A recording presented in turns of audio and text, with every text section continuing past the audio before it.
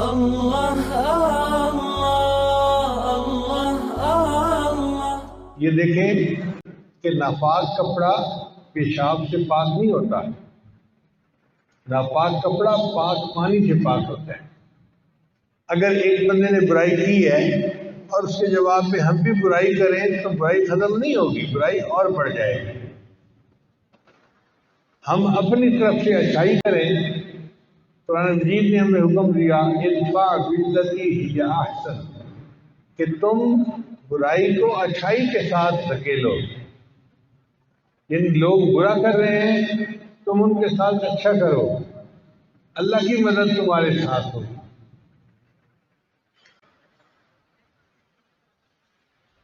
ایک شخص خواجہ نظام الدین اولیاء رحمۃ اللہ کے پاس آیا اور آ کر کہنے لگا کہ حضرت فلاں بندہ میرے راستے میں بہت کانٹے بچھاتا ہے۔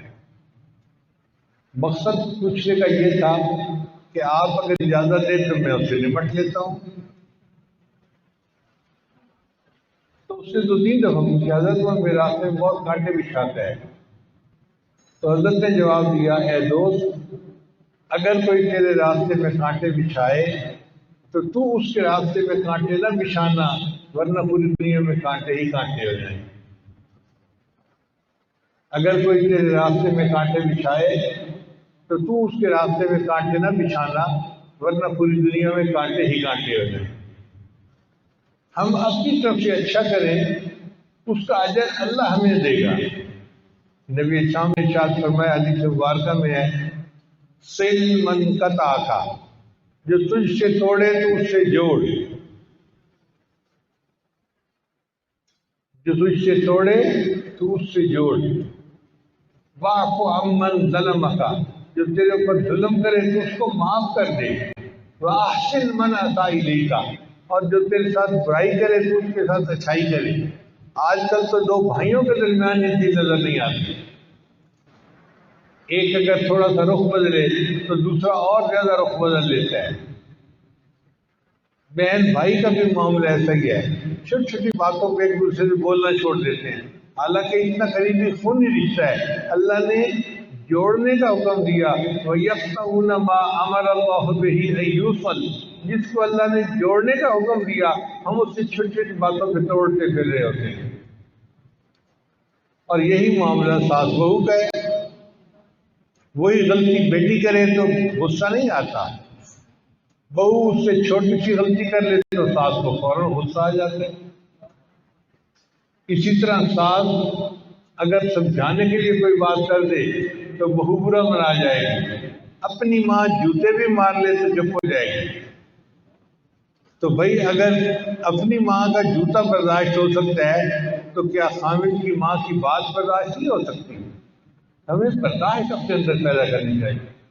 ہمارے معاشرے میں نیکی تب غالب آئے گی جب ہماری قوت برداشت اچھی ہو جائے گی،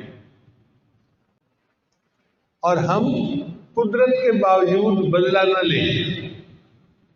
یعنی ہم چاہیں تو ہم بدلہ لے سکتے ہیں، لیکن نہیں اللہ کے لیے معاف کر دیں۔ یہ جو اللہ کے لیے معاف کرنا ہے یہ بہت بڑا عمل ہے۔ حدیث مبارکہ میں آتا ہے، جو بندہ دنیا میں دوسروں کی غلطی کو جلدی معاف کرتا ہوگا، اللہ تعالیٰ قیامت کے دن اس کی غلطی کو جلدی معاف کروا دیں گے۔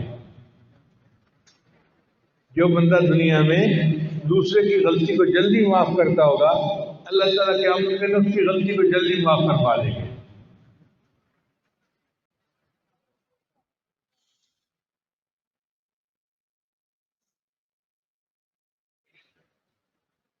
اور ایک حدیث مبارکہ میں نبی اسلام نے ارشاد فرمایا، اگر کوئی بندہ غلطی کر بیٹھے اور معافی مانگے اور دوسرا بندہ اس کو کہے کہ میں تجھے معاف نہیں کرتا، یہ کہنے والا کہ میں تجھے معاف نہیں کرتا، یہ قیامت کے دن حوض کوثر میں میرے سامنے مت آئے، میں اس کی شکل ہی نہیں دیکھنا چاہتا۔ کتنی سخت وعید ہے۔ اگر کوئی معافی مانگے تو فوراً کو ہاں میں نے معاف کر دیا، اور اگر کوئی کہتا ہے کہ جی میں معاف نہیں کرتا تو نبی اسلام نے فرمایا یہ کہنے والا پھر قیامت کے دن حوض کوثر پہ میرے سامنے مت آئے، میں اس کی شکل ہی دیکھنا پسند نہیں کرتا۔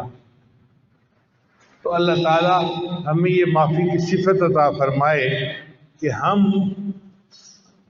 جلدی معاف کرنے والے بن جائیں۔ ایک حدیث پاک میں نبی اسلام نے ارشاد فرمایا، میں اس شخص کو جنت کے وسط میں گھر دلانے کی ضمانت دیتا ہوں جو جھگڑا کرنا چھوڑ دے اگر یہ حق پہ ہی کیوں نہ ہو۔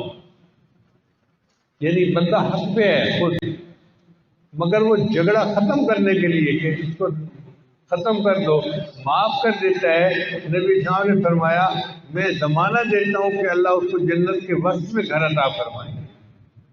اس لیے ہمیں چاہیے کہ گھروں کے اندر جو چھوٹی موٹی رنجشیں ہیں ان کو ختم کر دینا چاہیے، رشتہ داروں کے اندر جو چھوٹی موٹی رنجشیں ہیں ان کو ختم کر کے اپنے ایک دوسرے کے ساتھ محبت پیار کی زندگی گزارنی چاہیے۔ تو عمر بن عبدالعزیز ہم سے فرماتے تھے کہ 3 چیزیں بہت اعلیٰ ہیں۔ ایک، قدرت کے باوجود انتقام نہ لینا، اور دوسرا میانہ روی اختیار کرنا۔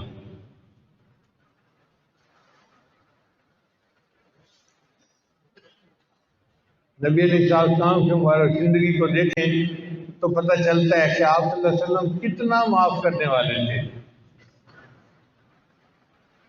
جب اللہ کے محبوب صلی اللہ علیہ وسلم نے ہجرت کرنی تھی تو آپ صلی اللہ علیہ وسلم بیت اللہ سے جدا ہوتے ہوئے بہت دکھی تھے، بہت غمگین تھے۔ اللہ کے گھر کو چھوڑ کے جانا کوئی آسان بات نہیں تھی۔ تو اس وقت بیت اللہ کا کنجی بردار تھا، اس کا نام تھا عثمان۔ آپ صلی اللہ علیہ وسلم نے اس کو بلایا اور فرمایا کہ عثمان تم بیت اللہ کا دروازہ کھول دو، میرا دل چاہتا ہے کہ میں بیت اللہ کے اندر داخل ہو جاؤں اور اللہ کی عبادت کر لوں اور پھر دروازہ بند ہو جائے گا۔ اس نے کہا جی میں دروازہ نہیں کھولتا۔ نبی علیہ السلام خاموش ہو گئے، فرمایا اچھا عثمان، ایک ایسا بھی وقت آئے گا کہ جس پوزیشن پہ تم کھڑے ہو اس پوزیشن پہ میں کھڑا ہوں گا، اور جس پوزیشن پہ میں کھڑا ہوں اس پوزیشن پہ تم کھڑے ہو گے۔ تو وہ کہنے لگا نہیں ایسا نہیں ہو سکتا کہ چابی تمہارے ہاتھ میں ہو اور میں بغیر چابی کے کھڑا ہوں۔ خیر وقت گزر گیا۔ اللہ کی شان دیکھیں کہ نبی علیہ السلام نے مدینہ طیبہ ہجرت فرما لی۔ ہجرت کے 10 سال کے اندر اندر مکہ مکرمہ فتح ہوا۔ جب مکہ مکرمہ فتح ہوا تو آپ نے عثمان کو بلوایا۔ عثمان آ گیا، آپ نے حکم دیا عثمان بیت اللہ کی چابی مجھے دو۔ اب عثمان تو انکار نہیں کر سکتا تھا، اس کو چابی دینی پڑی۔ نبی علیہ السلام نے چابی لی، بیت اللہ کا دروازہ کھلوایا اور بیت اللہ کے اندر داخل ہو کے اللہ کی عبادت کی۔ ابو بکر عمر اور سیدنا عباس کا بھی سب حضرات ساتھ شامل تھے۔ اب جب باہر نکلے تو نبی علیہ السلام نے بیت اللہ کا دروازہ بند کرنا تھا۔ جو صحابہ کے قریب ان میں سے ہر ایک کی تمنا تھی کہ نبی علیہ السلام اب یہ چابی میرے حوالے کریں اور مجھے بیت اللہ کے کنجی بردار ہونے کی سعادت حاصل ہو جائے۔ ہر ایک کے دل کی تمنا تھی۔ نبی علیہ السلام نے دروازہ بند کروایا اور عثمان کو پھر بلوایا۔ فرمایا عثمان یاد کرو اس وقت کو جب میں نے تمہیں کہا تھا کہ ایک وقت آئے گا کہ جس پوزیشن پہ تم کھڑے ہو میں ہوں گا اور جس پوزیشن پہ میں کھڑا ہوں تم ہوگے۔ دیکھو میرے اللہ نے بات کو سچ ثابت کر دیا۔ آج کنجی میرے ہاتھ میں ہے اور تمہارا ہاتھ خالی ہے، لیکن تم نے جو میرے ساتھ کیا تھا میں تمہارے ساتھ وہ نہیں کروں گا، میں کنجی تمہیں ہی واپس دیتا ہوں۔ اگر اللہ کے حبیب ہم چاہتے تو اس سے کنجی لے سکتے تھے۔ اللہ نے آپ کو وہ اس وقت فتح عطا فرمائی تھی، مگر آپ نے بدلہ نہیں دیا، اسی کو واپس دیا۔ فرمایا کہ یہ قیامت تک چابی تمہارے ہی خاندان کے اندر رہے گی۔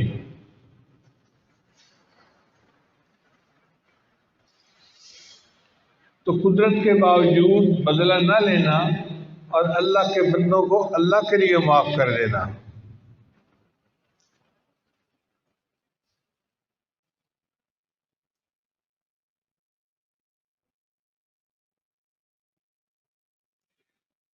دوسری چیز جو اللہ کو بہت پسند ہے وہ ہے میانہ روی اختیار کرنا۔ میانہ روی خیر الامور اوسطھا، نبی صاحب نے فرمایا کہ میانہ روی سب سے بہتر عمل ہے، یعنی نہ انسان فضول خرچی کرے نہ انسان کنجوسی کرے، درمیان کا راستہ اختیار کرنا، اس کو نبی صاحب نے پسند فرمایا۔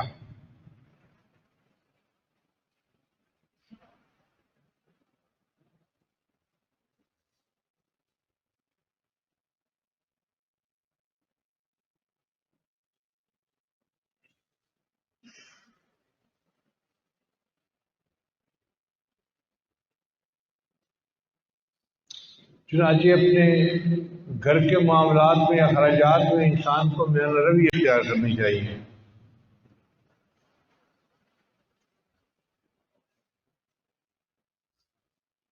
بہت سارے کام ہم صرف اس لیے کرتے ہیں کہ لوگ کیا کہیں گے۔ شادی بیاہ کے موقع پر تو خاص طور پر تکلفات کیوں کرتے ہیں؟ جی لوگ کیا کہیں گے۔ بھئی اپنی حیثیت کو دیکھو، اپنے وسائل کو دیکھو اور ایک کام کو کرو۔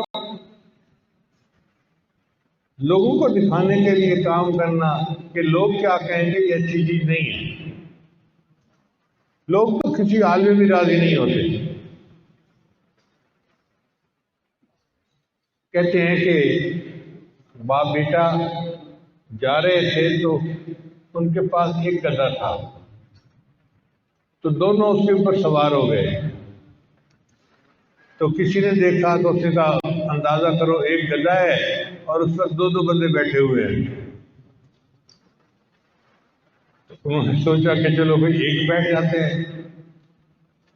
تو بیٹے نے چلنا شروع کر دیا اور باپ بڑی عمر کا تھا، وہ گدھے کے اوپر بیٹھ گیا۔ تھوڑی دور آگے گئے تو لوگوں نے کہا کہ یہ کیسا بیٹا ہے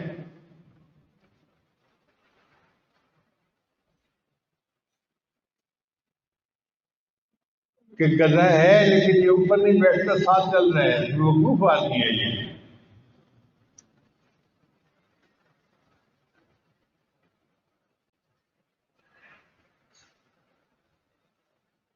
تو بیٹے نے کہا کہ ابو جی بات تو پھر بھی لوگ کر رہے ہیں۔ اس نے کہا کوئی بات نہیں بیٹا، میں چلتا ہوں تم اوپر بیٹھ جاؤ۔ اب جب بیٹا اوپر بیٹھا باپ چلنے لگا تو لوگوں نے کہا جی اندازہ کرو کہ بوڑھا باپ چل رہا ہے اور جوان بیٹا گدھے کے اوپر بیٹھا ہوا ہے۔ تو اس پر دونوں نے چلنا شروع کر دیا اور ساتھ ساتھ گدھا بھی چل رہا ہے۔ تو لوگوں نے دیکھا تو کہنے لگے اندازہ کرو ان جیسا کوئی بیوقوف ہوگا کہ گدھا بھی موجود ہے اور پھر بھی پیدل چل رہے ہیں۔ یعنی کسی صورت میں لوگ تو مطمئن ہوتے ہی نہیں، نہ بات تو انہوں نے کرنی ہی ہوتی ہے۔ جب انہوں نے بات کرنی ہے تو کیوں نہ انسان اپنے آپ کو دیکھے اور اپنے معاملات کو سیر۔ اس لیے یہ نہ دیکھیں کہ لوگ کیا کہیں گے، ایک چیز دیکھیں اللہ کیا کہیں گے۔ جب یہ چیز ہمارے اندر آ گئی نا کہ اس کام میں اگر کروں گا تو اللہ کیا کہیں گے، تو ہماری زندگی سنور جائے گی۔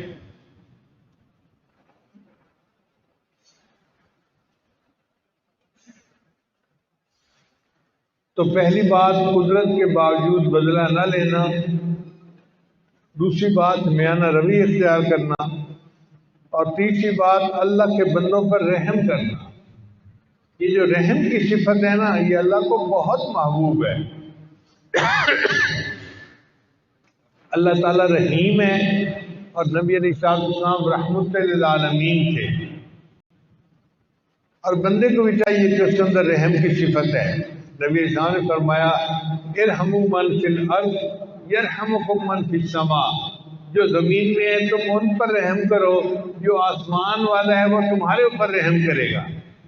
ہم اللہ کے بندوں پر اللہ کے لیے رحم کریں، اس کے بدلے اللہ ہم پر رحم فرمائیں گے۔ ایک حدیث مبارکہ میں ہے کہ الخلق عیال اللہ، مخلوق اللہ کا کنبہ ہے، جو اللہ کے کنبے پر زیادہ رحم کھائے گا وہ اللہ کو زیادہ پسند ہوگا۔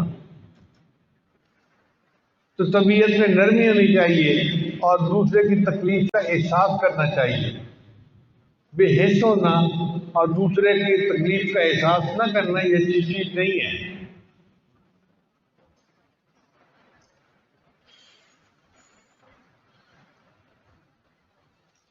کتابوں میں ایک واقعہ لکھا ہے کہ ابراہیم اعظم رحمۃ اللہ علیہ وقت کے بادشاہ تھے، نیک آدمی تھے۔ ایک رات انہوں نے خواب دیکھا کہ کوئی بوڑھا بندہ بیٹھا ہے، تیز روشنی کے اندر کچھ لکھ رہا ہے۔ انہوں نے اس سے پوچھا تم کون ہو؟ اس نے کہا جی میں فرشتہ ہوں۔ کیا کر رہے ہو بھائی؟ اس نے کہا میں فہرست بنا رہا ہوں ان بندوں کی جو اللہ سے محبت کرتے ہیں۔ اس نے کہا کیا میرا نام ہے اس فہرست میں؟ میرا تمہارا نام کہا، تم بادشاہ ہو، سارا دن اپنا دربار میں کام کرتے ہو اور لوگوں کے کاموں میں پھنسے رہتے ہو، تو اللہ سے محبت کرنے والے تو مسلح پہ وقت گزارتے ہیں، تخت پہ وقت نہیں گزارتے، تمہارا نام نہیں ہے۔ تو ابراہیم اعظم نے جواب دیا اچھا میں اگر مصلی پہ بیٹھ کے عبادت پہ وقت نہیں گزارتا، دربار میں وقت گزارتا ہوں، مگر میں دربار میں اس لیے بیٹھتا ہوں کہ اللہ کے بندوں کے کام آسان کر سکوں، میں اللہ کے بندوں کی خدمت کرتا ہوں، ان کی مشکلوں کو حل کرتا ہوں، ان کو انصاف پہنچاتا ہوں، ان کو ظلم سے بچاتا ہوں۔ تو اگر تم میرا نام اللہ کی محبت کی فہرست میں نہیں لکھ سکتے تو اس میں لکھ دو کہ میں اللہ کے بندوں سے محبت کرتا ہوں۔ اس نے کہا اچھا میں لکھ لوں گا۔ خواب ختم ہو گیا۔ پھر کچھ عرصے کے بعد انہوں نے پھر خواب دیکھا، وہی منظر تھا۔ فرشتے سے پوچھا کیا کر رہے ہو؟ اس نے کہا میں فہرست لکھ رہا ہوں ان لوگوں کی جن سے اللہ محبت کرتے ہیں۔ تو ابراہیم اعظم نے کہا کہ میرا نام ہے؟ اس نے کہا دیکھو سب سے پہلے تمہارا ہی نام ہے، تم چونکہ اللہ کے بندوں سے محبت کرتے ہو، اس کے بدلے اللہ تم سے محبت کرتے ہیں، اللہ نے تمہارا نام سب سے پہلے لکھوا دیا ہے۔ ہم اللہ کے بندوں سے اللہ کے لیے محبت کریں گے، اس کے بدلے اللہ ہم سے محبت فرمائیں گے۔ اس لیے اپنے گھروں میں بھائی بھائی سے محبت کرے، میاں بیوی آپس میں محبت کی زندگی گزارے، پڑوسی پڑوسی کے ساتھ محبت پیار کے ساتھ وقت گزارے، ایک مسلمان بھائی دوسرے مسلمان بھائی کے ساتھ محبت کا وقت گزارے۔ ہمارا معاشرہ رحم و کرم والا معاملہ ہونا چاہیے، ایک دوسرے کے ساتھ محبت و پیار والا ہونا چاہیے۔ چھوٹی چھوٹی باتوں پہ ایک دوسرے کے ساتھ لڑنا جھگڑنا شروع کر دینا یہ اچھی علامت نہیں ہے۔ چنانچہ رمضان مبارک کا مہینہ ہمیں یہی سکھانے کے لیے آیا ہے کہ ہم اپنے نفس کو لگام ڈالیں، گناہوں سے بچائیں اور تقوی کی زندگی اختیار فرمائیں۔ اللہ تعالی ہمیں تقوی و طہارت کے ساتھ رمضان مبارک کا یہ گزارنے کی توفیق عطا فرمائے۔ وآخر دعوانا ان الحمد للہ رب العالمین۔ لا الہ الا اللہ، لا الہ